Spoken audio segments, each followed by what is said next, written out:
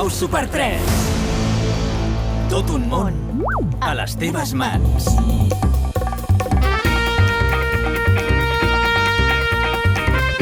Hola i benvinguts a un nou vídeo de Samfaina Visual. El meu nom és Cesc i avui us porto un breu repàs a les novetats anime que arribaran pròximament al nou Super 3. Som a les portes de presenciar la resurrecció de l'anime en català. T'ho perdràs? Comencem!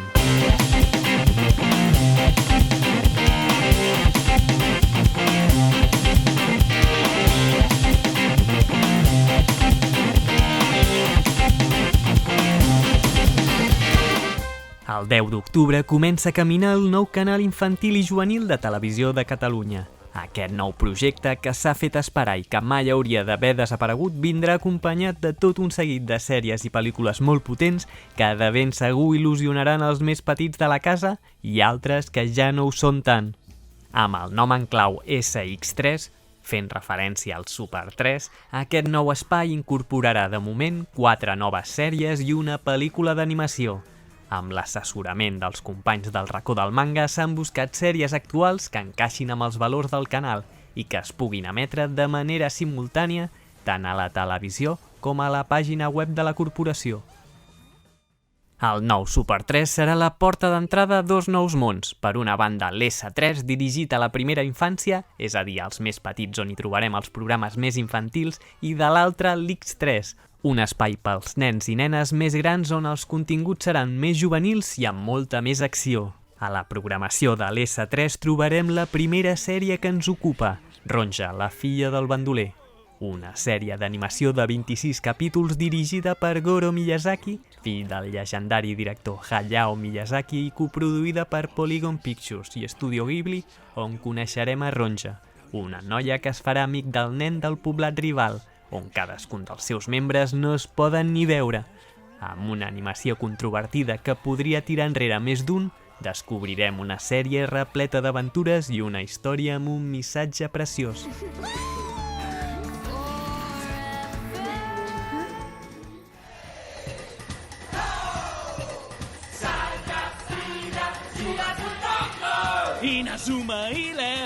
L'altra opció escollida per omplir la graella infantil és la ja coneguda Inazuma Eleven. Aquesta sèrie de futbol es caracteritza per la seva diversitat de tècniques, cadascuna d'elles més estrafalària que l'anterior, que executaran molts dels seus protagonistes. TV3 ha pogut adquirir els drets de la totalitat de la primera temporada, així que estem parlant d'un total de 127 capítols replets de corredisses, patades, somriures i gols, molts gols. El protagonista, Mark Evans, és un estudiant que juga de porter en el seu institut i somia en portar el modest Raymond cap a la victòria. Però no serà un camí de roses, ja que es toparà amb poderosos rivals que voldran plantar-li cara. Anoteu bé aquesta sèrie, ja que augurem que gràcies al doblatge en català viurà una segona joventut. L'Smart et xuta el defensa, va, no rendeix mai fins que el partit s'acaba. D'altra banda, el nou espai X3 té la intenció de recuperar les millors sèries juvenils en català. Per aconseguir-ho s'han adquirit els drets de 3 grans superèxits de l'animació: Haikyuu, Guardians de la Nit i My Hero Academia. D'aquesta última, però, de moment només se n'han pogut aconseguir els drets de la primera pel·lícula. Una decisió arriscada però que confirma el gran interès que té TV3 en fer-se amb la sèrie. Aconseguir que All Might, Midoriya, Todoroki i Bakugo parlin en català, encara que sigui una pel·lícula, ja és un gran pas venint d'on venim, i una declaració d'intencions de cara al futur.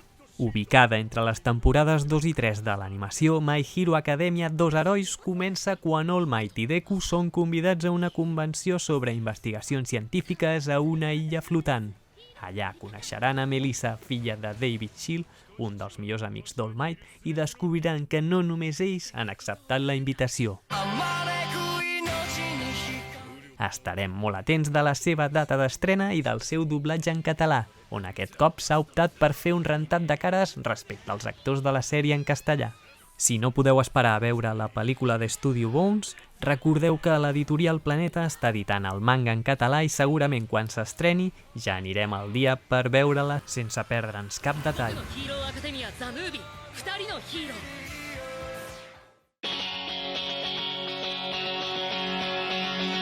Haikyuu és segurament l'aposta amb més potencial que emetrà el nou canal juvenil.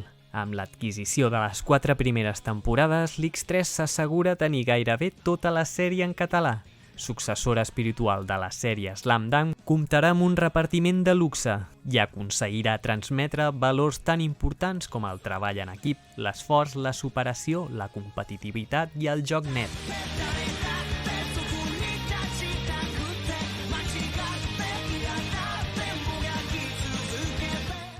Els dos protagonistes principals són Hinata, un tap de bassa amb els cabells ataronjats que no para quiet ni un segon, i Kageyama, un noi més discret i de poques paraules però molt observador i calculador.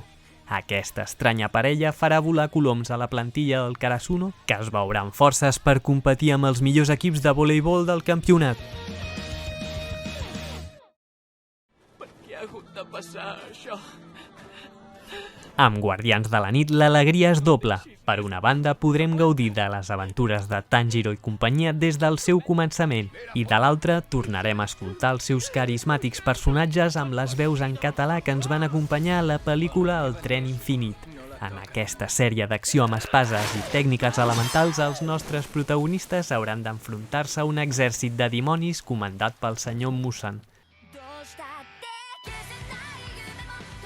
Prepareu-vos per gaudir de valent perquè estem davant d'un dels millors animes que s'emet actualment. I si amb això no n'hi hagués prou, també hem conegut que juntament amb l'estrena del nou Super 3 arribarà l'Hora Boomer, un espai nocturn dedicat a la gent que mai ha deixat de ser súper, en el que es recuperaran molts dels programes i sèries que ens han acompanyat al llarg dels 40 anys de vida de TV3 i que donarà el seu tret de sortida amb la sèrie Yu Yu Hakusho. Yu Yu Hakusho, els defensors del més enllà. Il·lusionats amb tot el que vindrà? Queda molta feina per fer, però pinta que molt aviat recuperarem les tardes en les que no paràvem de veure grans sèries d'animació en català. Preparats? Tot això i molt més a partir del 10 d'octubre. Esperem que us hagi agradat, subscriviu-vos al canal i seguiu-nos al nostre Twitter i Instagram de Sanfaina Visual. Fins la propera!